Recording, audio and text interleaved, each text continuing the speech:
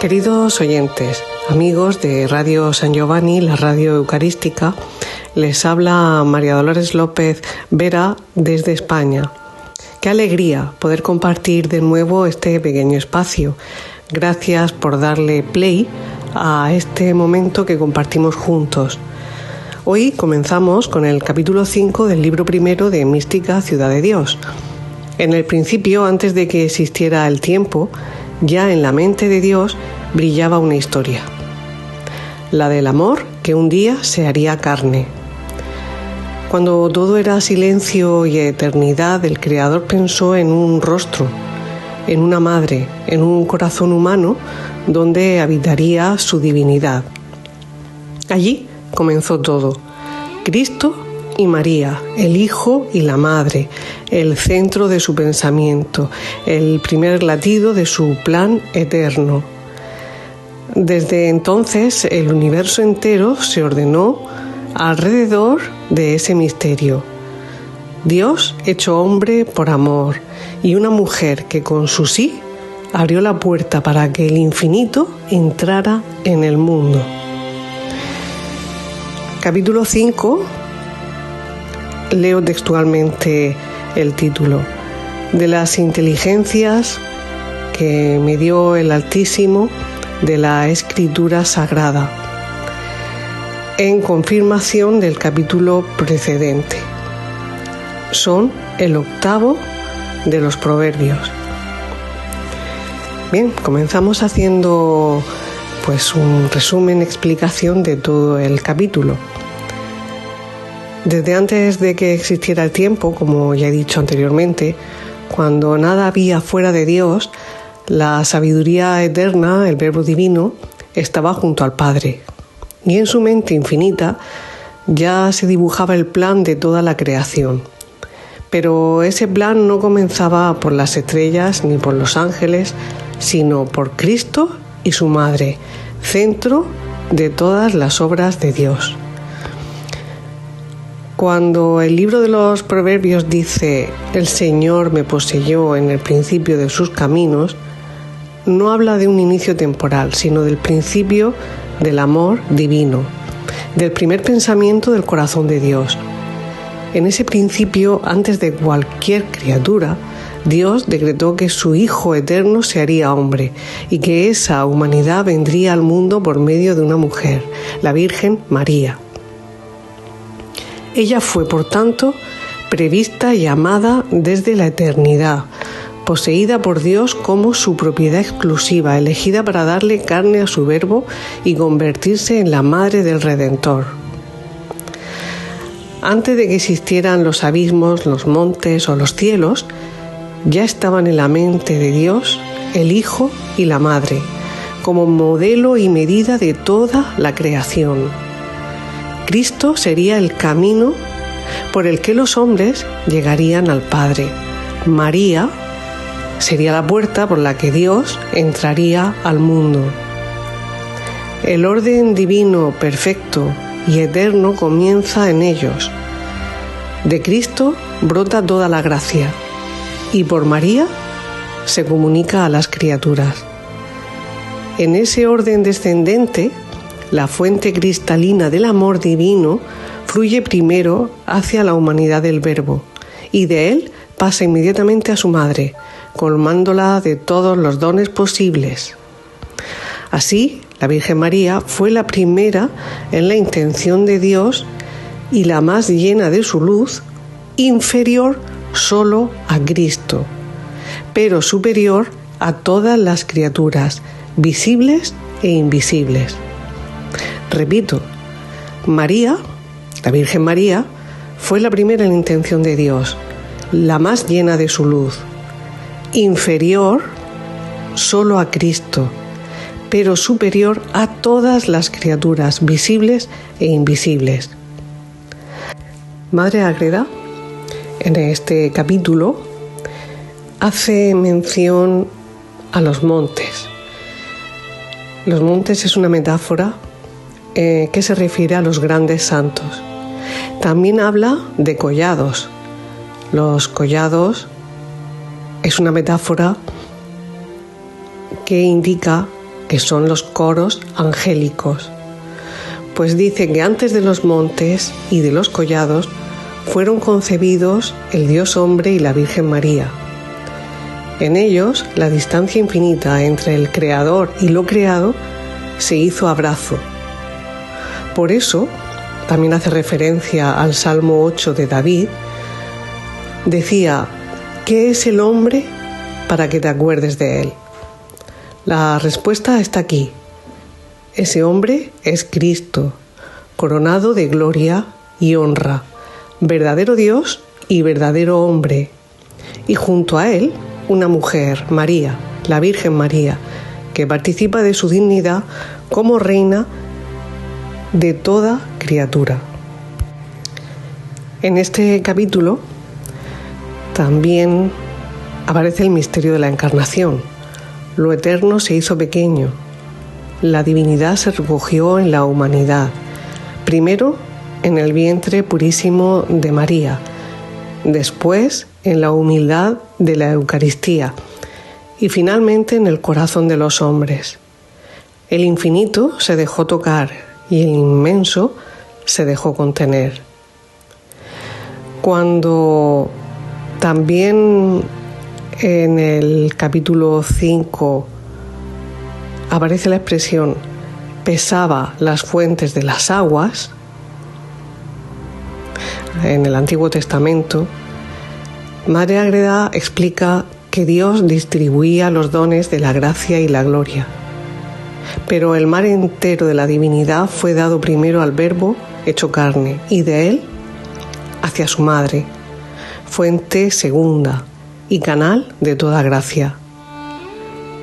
Esas son las fuentes de las aguas. De ese modo se formó la armonía divina. Cristo, cabeza de toda la creación. María, su más cercana colaboradora. Y de ellos fluye la vida sobrenatural hacia la Iglesia y los santos.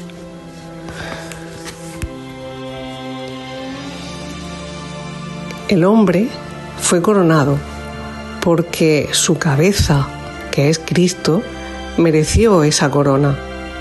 En él, la humanidad alcanza su máxima dignidad. Por eso, aunque los hombres sean inferiores a los ángeles en naturaleza, hay un hombre, Jesús, que es superior a ellos en gracia, porque su humanidad está unida directamente a la divinidad, verdadero hombre y verdadero Dios. De esa grandeza participa también su madre, la Virgen María, que recibe por gracia lo que Cristo posee por derecho. Ella es, después de su Hijo, la más alta criatura, superior a los ángeles, a los santos y a toda la humanidad. En el capítulo también se mencionan ríos y quicios del orbe. Representan la Iglesia, nacida del costado abierto de Cristo, y los sacramentos, que son los canales por los que fluyen las aguas de la gracia. Los quicios son los puntos firmes sobre los que gira el mundo espiritual, que son los santos, los que, movidos por la fe, la esperanza y la caridad, se mantienen anclados en Dios. Antes de establecer este orden maravilloso, antes de preparar la Iglesia, los sacramentos, los santos, Dios decretó primero la unión del Verbo con la naturaleza humana y la elección de María. Ellos son la raíz de todo. De Cristo brota la gracia y por María llega a los hombres. Así el orden divino comienza con Dios, continúa con Cristo, luego María, la Iglesia y los hombres, una cadena de amor descendente y perfectamente armónica. La expresión asentaba los fundamentos de la tierra viene a explicar que el Verbo, no solo como Dios, sino también como hombre, estaba ya con el Padre componiendo todas las cosas. Todo fue hecho por Él y para Él. El mundo no es un accidente, sino una obra trazada para ser morada del Dios encarnado.